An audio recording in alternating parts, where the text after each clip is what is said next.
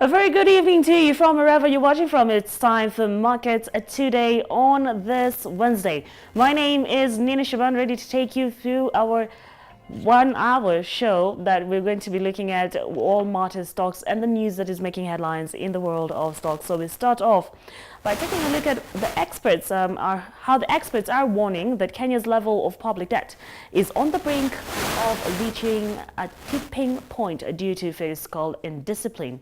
Now, analysis by the Institute of Economic Affairs now shows that the level of debt service is expected to increase by 34.1%, while that of interest payment will increase by 31% from 305.1 billion in revised budget of 2017-2018 to 399.1 billion in 2018-2019. This was among the highlights of a public dialogue forum held by the Kenya Editors Guild on trends in public debt in Kenya in conjunction with the Institute of Economic Affairs here in Nairobi. Take a look.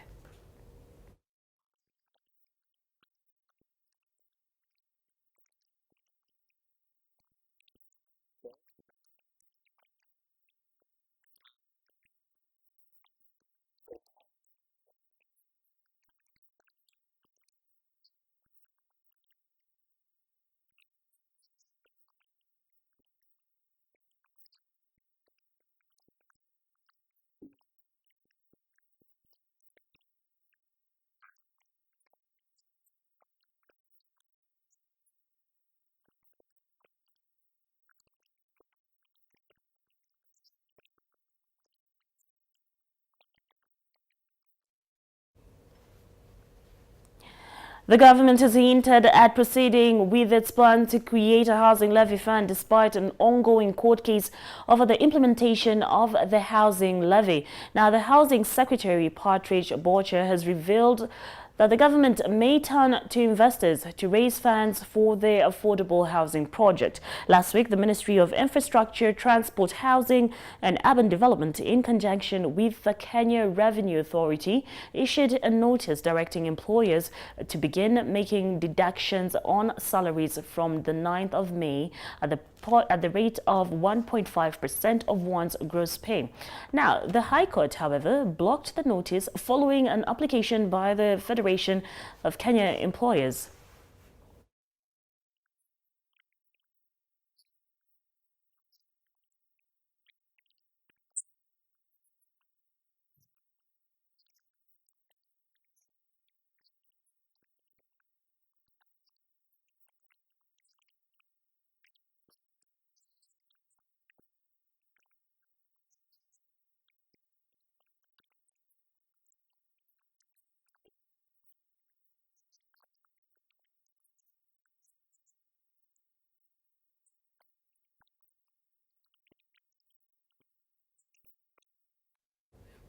The Kenya shilling weakened against the dollar on Wednesday due to dollar demand from the energy sector, firms and excess local currency liquidity in the money market, traders have told Reuters.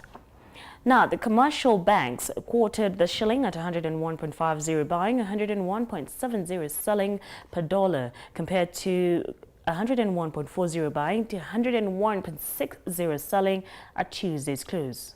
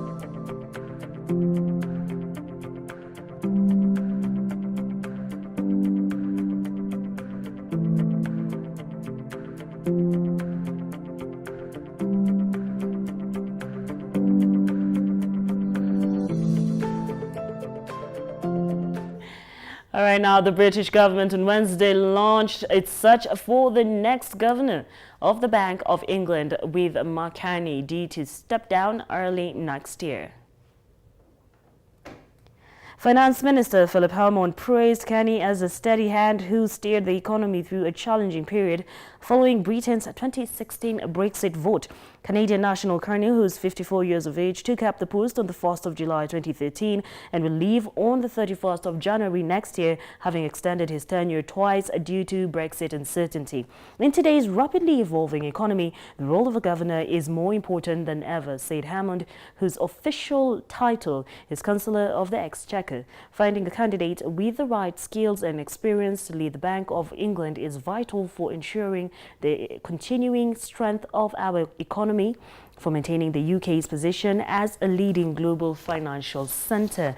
The Treasury said it will employ a specialist headhunter to find Carney's successor, with interviews expected over the summer ahead of an autumn appointment. The annual salary for the position stands at £480,000, equivalent to slightly over 62.2 million shillings.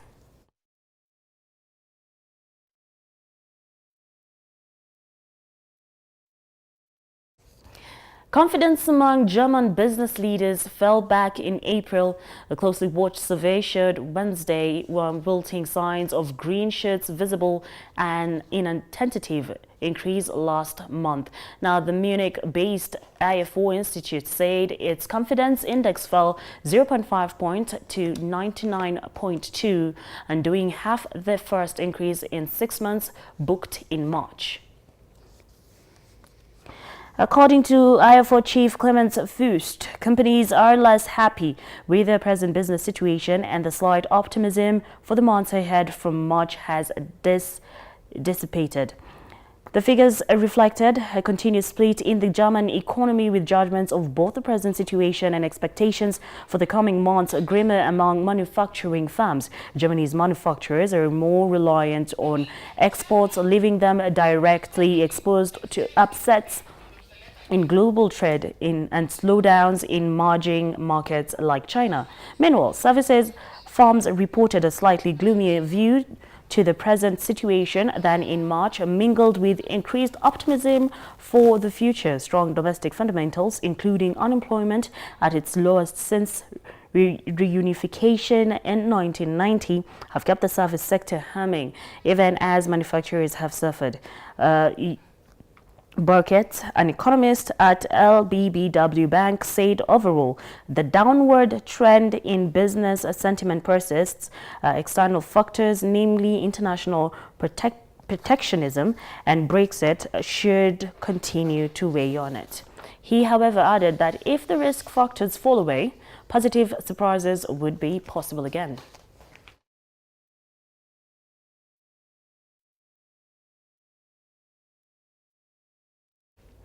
Under growing scrutiny from investors and regulators in battle, U.S. aerospace giant Boeing will have a chance this week to reset the narrative as it aims to pivot from two deadly crashes that have grounded a top-selling plane.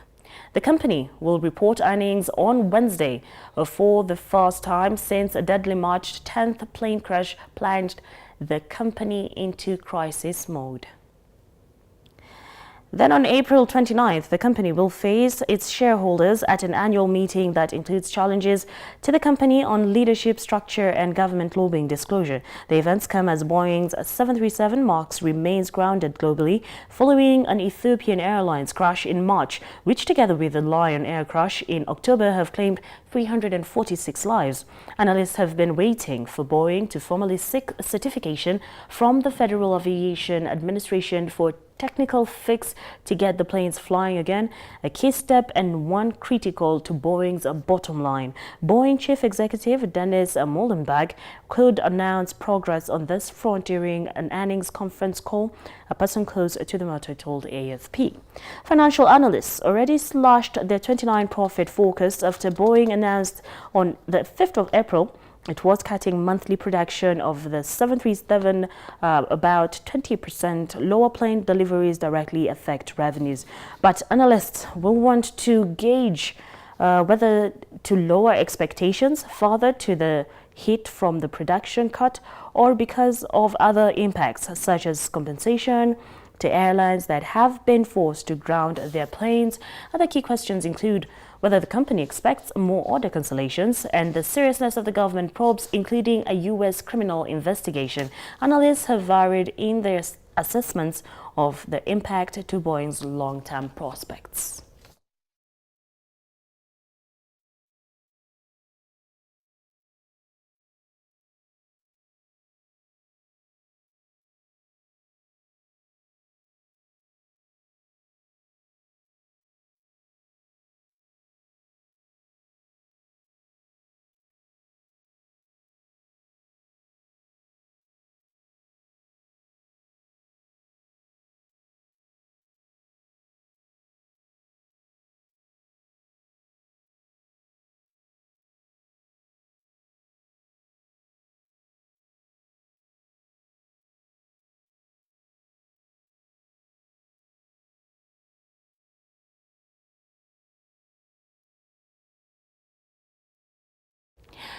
All right, now that's it for the news that is affecting anything to do with markets or even any company you would like to invest in.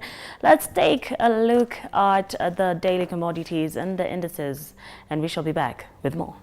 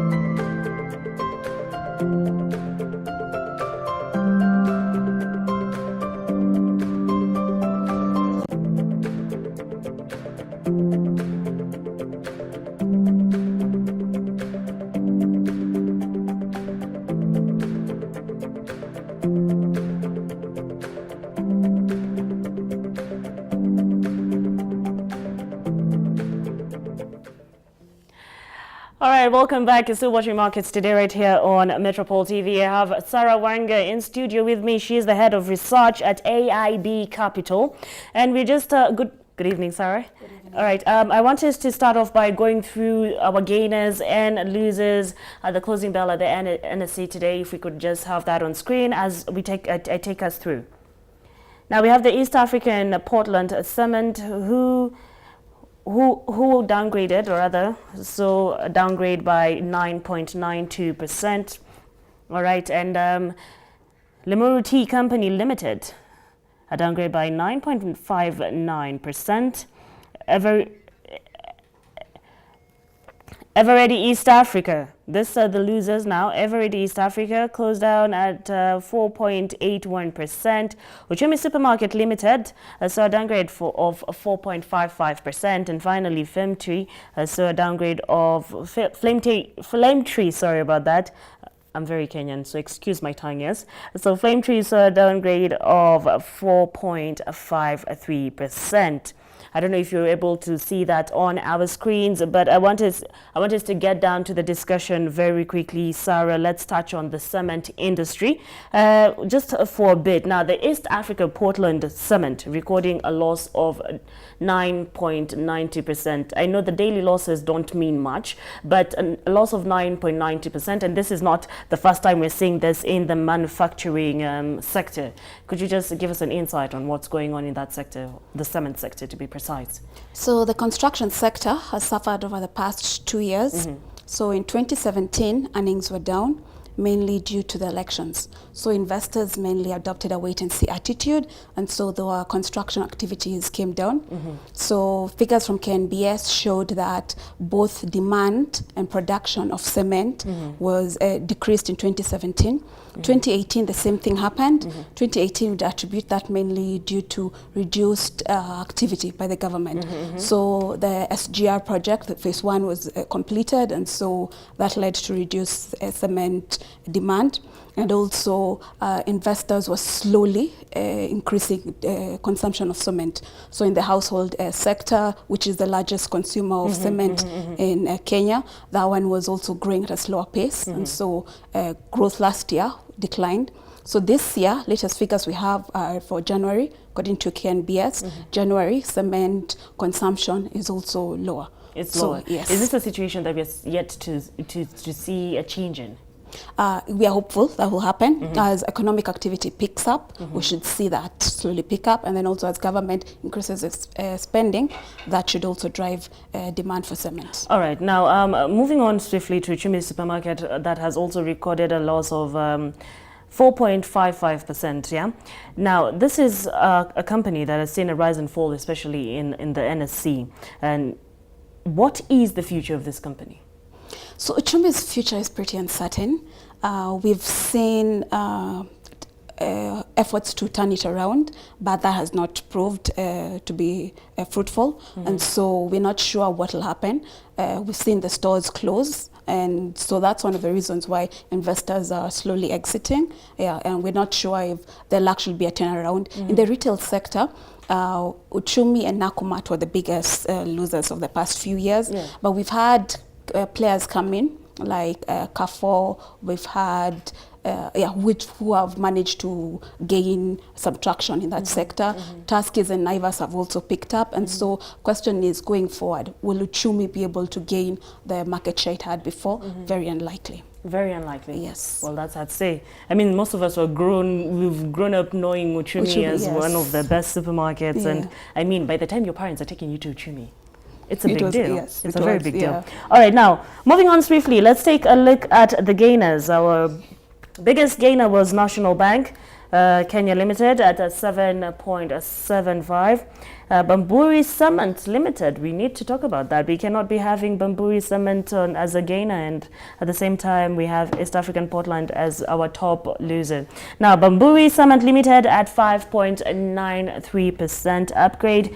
Housing Finance Group Limited, a Sona price of 5.64%, Liberty Kenya Holdings Limited, and a price of 4.42%, and the British American Tobacco Kenya Limited saw a raise of 3.62% by the end of the closing bell at 3 p.m.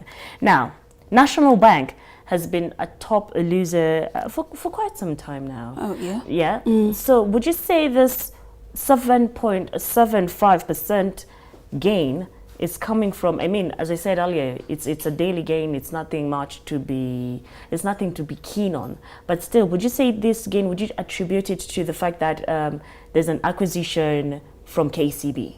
Yes, actually, National Bank, as you mentioned, had been at one of the top losers for most of the year, and that was mainly because of the bank's operations. So we've seen non-performing loans increase, we also saw its profitability reduce. And so for that reason, investors have been selling it. The question was, what are the prospects for the company? Loans, actually, non-performing loans are at around, the non-performing loan ratio is around above 60%, which is pretty high. Yes, and so investors' concern was prospects for the company. And now going forward, given that KCB is going to acquire it, they're basically moving from a loss-making entity to a profitable entity, and so that actually increases value for shareholders. So that's probably one of the reasons why it has been gaining over the past few days. It has been gaining over the past few days. Would you advise an investor to jump right in, or would you tell them to wait just a bit before you start investing, or you put in your money there? It has gained since Monday, and so we're not quite sure whether or not this is the right time.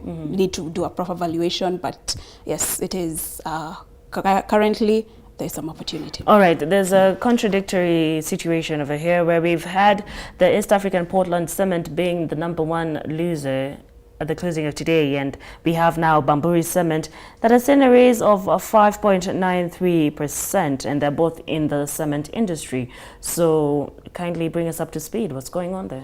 So Bamburi Cement released its results a few weeks back, and it reported a 69% decline in earnings. And so that led to a sell-off. So investors sold Bamburi Cement, and it went to a very low level. And so that was basically an overreaction. And so at current prices, investors see value and they're slowly buying back. So that's one of the reasons why. That's the reasons why. Yes, okay. yeah. And if you compare Bamburi Cement to East African Portland Cement, I would say Bamburi Cement is a very solid company. Its management is pretty good, and also in terms of it's a key market. It's a key. It has got a big market, and so that's one of the reasons why Bamburi is still attractive to investors. All right, Sarah. All right, finally, Sarah, you are one from the stockbroker industry, and well, yesterday there was a publication that was made that stockbrokers actually recorded reduced earnings. Yes. In the year 2018. So would you say this is a loss? Or what exactly would you describe this as? And what's going on in the stockbroker industry? Okay, so it's important to understand how stockbrokers make money. Right. The majority of them depend on the equity market. The equity market, turnover in the equity market is a key source of revenue for most stockbrokers. And so when activity increases in the market, they make money. So last year was a relatively tough year for stockbrokers. There was reduced activity. Why was this? It was both local and foreign investors, All right. yes. And so in terms of local investors, they were focusing more on the fixed income space. All right. So for a brokerage industry, there is both income from the equity market and the fixed income market. But local fund managers were more on the primary market, which does not bring much revenue for stockbrokers. And so that really affected them.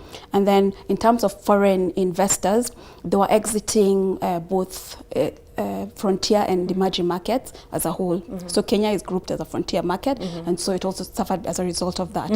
Yes. So global foreign investors were mainly moving to the US market, the US equity market, where returns, the Fed was raising rates, and so company earnings were high. And so that's why they reduced focus from emerging and frontier markets. Is there a change that are you expecting a change this year? This year, the Fed has reduced, it's actually halted its rate hikes. And so foreigners have started looking at emerging markets, and emerging and frontier markets tend to perform the same way. So as they look at emerging markets, there is hope that they'll also look at frontier markets. And we actually also saw an increase in foreign investor inflows. Over last year, there were net sellers in the local market. This year, we've seen net inflows. So that could continue into the rest of the year. And valuations are pretty attractive currently. So there is opportunity in the market. So you're good to go. Yes. All right. Thank you so much, Sarah. That was Sarah Wanga from the AIB Capitals. We shall be seeing you soon. All right. So let's take a look at the daily commodities. And up next, we'll take a look at the report that has just been given out by the IEA on where experts are warning that Kenya's level of public debt is on the brink of reaching a tipping point due to fiscal indiscipline. That's next in just a bit.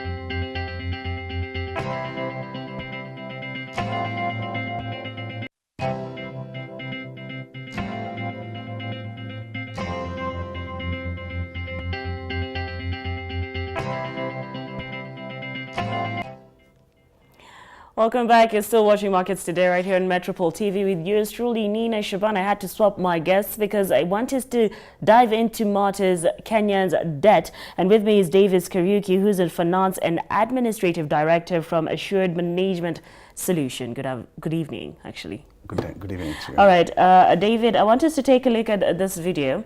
Just allow me to explain. We saw this earlier. It was a fast story on Markets Today, but just quickly so that David can get into it and explain to us what's going on. Experts are warning that Kenya's level of public debt is on the brink of reaching a tipping point due to fiscal indiscipline. Now, this was among the highlights of a public dialogue forum held by Kenya Editors Guild on trends in public debt in Kenya in conjunction with the Institute of Economic Affairs here in Nairobi. Let's take a look.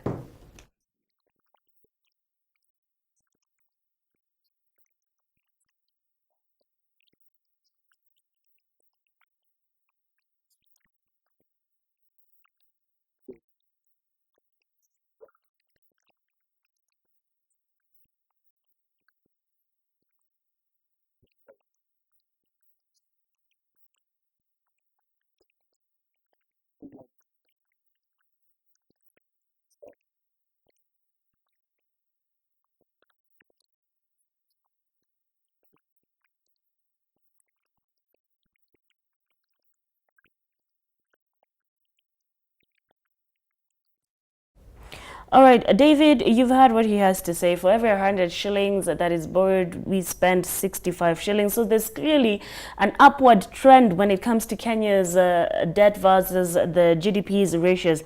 And we'll start off looking at Uhuru's era as a president compared to Mwai Kibaki. So during Mwai Kibaki's era, the GDP, the debt ratio to the GDP was at 48.4%. Now, during Uhuru's era, we've gone up to 58%. From where you sit, what's driving Kenya's public debt? Thank you for having me in the studio. I must say that the increase in 10% from 48% to 58% from when Uhuru took over as opposed to when Kibaki was there, it's purely, to me, from where I sit, is purely caused by mismanagement and the high corruption levels you are seeing in the economy. And I think there are so many aspects that I can't explain to why that trend is coming up. Maybe if you could give us just a few. Sorry? Maybe if you could give us just a few of these aspects. Yeah, I think, sorry to say, but if you look at the first 5 years between when the president Uhuru took over, the first 5 years were a bit slow because there was there was an active opposition on that time. Me, if you ask me, the corruption rate has really gone up, and you see it's skyrocketing, and the lack of opposition, to me, has literally made the economy of the country be worse off, because there's nobody challenging the government. Government, they're just spending money. You can see in the counties everywhere. Now we are waiting for a 2.8 trillion budget, out of which much of it is being financed by the locals through the high taxation rates. But what can be seen as being used for this 2.8 trillion? Nothing. It's just corruptions. Now, and with that said, looking at the debt versus GDPs around the region, and we'll start off with Kenya's 2018-2019 debt versus GDP ratio, which is at 56.2%. If you look at the region, coming out of Kenya, taking a look at Ethiopia, which the debt versus the GDP is at 59.7%, which is a bit higher than Kenya. But if you look at Ethiopia as a country, the development and the infrastructure has a lot to show for the debt that they have taken. But what does Kenya have to show for? Except the SGR, there's nothing else you can say at the 5 years or the government has actually achieved. And you cannot say the SGR the government has achieved, because all that money has been borrowed from China. If you ask me, most of the money, almost 90% of the money that we've been generating has gone to corruption. And it can be seen all over. You could look at the county governors, look at the governors, look at the MCAs, look at everyone in the government, the spending levels of the government. Look at the cars they are driving. Look at the spending powers. Look at the traveling that Uhuru Kenyatta is making all over, or compare with what Kibaki did. Then you ask me where the money has gone to. Everyone can see, even a blind person can see that this money is actually corruption. It's mismanagement, if you ask me. So it's safe to say that the debt that Kenya has taken is a worrying debt, and everything has been toppled down by corruption? Is such a worrying debt, and like now they are in China borrowing more money to put up the SGR to Naivasha. So you can imagine our children will have to pay for this debt. All right. Now, speaking of China, yes, as a country, and China is Kenya's biggest lender now. China stands at giving, our debt to China is about 70%, which is standing at 634.4 billion Kenyan shillings. From where you sit, yes, it's quite big. From where you sit, why is it that Kenyans love borrowing from China? Why is the government of Kenya such a big borrower from China? I think in a normal democratic country like the US or the Britain, they cannot loan to a country like Kenya because of mismanagement. To me, if you ask me, China is taking advantage because we are just borrowing. We don't know how we are going to pay these monies. There's no way the US government is going to pass a vote of lending Kenya, continuously lending them for projects that they can't see. So I think because China, to me, is not a democratic country. So what's the end goal? The end goal is to put for China, because definitely if they're allowing Kenya to borrow, and as you're saying, the US and any other country cannot agree. So what exactly is China planning to gain from this in layman's terms? They are mortgaging our country. I'm hoping there's no security. Like the other time we had the port of Mombasa was going to be taken on by Chinese. I hope they are not mortgaging our country, the airports and the rest of the government infrastructures with these big Chinese borrowings. And would the situation be better if there was more of domestic borrowing rather than international borrowing? Anytime domestic borrowing is much easier to manage, it's much easier to get, it's much cheaper, and it's more manageable than borrowing from overseas borrowings, the way they are doing borrowing from China. Is it possible? It is doable. It's doable, but it must be managed well. The issue here, if you ask me, is mismanagement. If the management was good and the resources were not, there's no wasteful resources, then it wouldn't be a problem borrowing and seeing that you are, whatever you borrowed money for, you are doing good for the country. But now they are borrowing, and there's nothing you can see. SGR, you and him, what benefit can you and me have as SGR?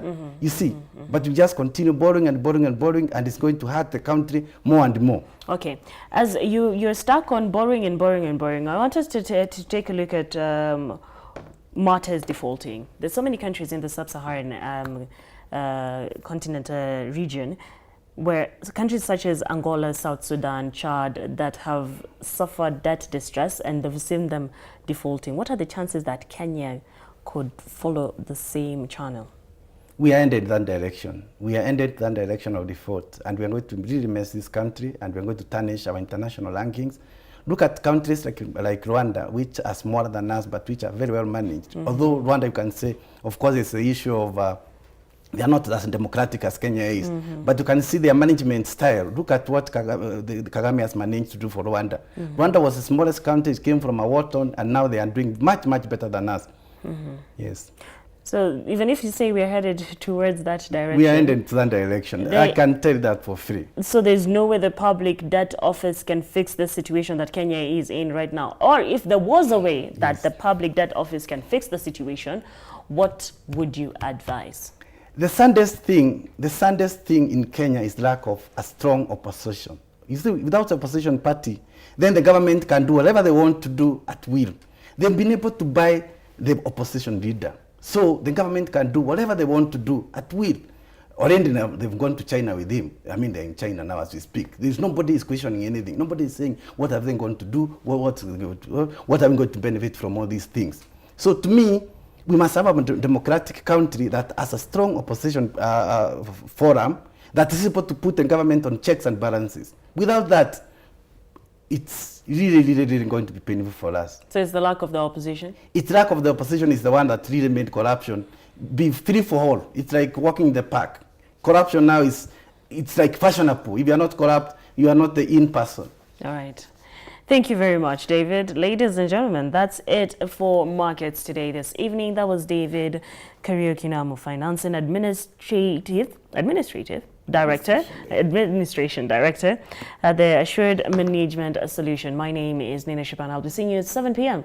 Well, we'll be taking a look at matters education and the wrangles that going on when it comes to matters CBC. I'll leave you with the agro-commodities. Don't go anywhere.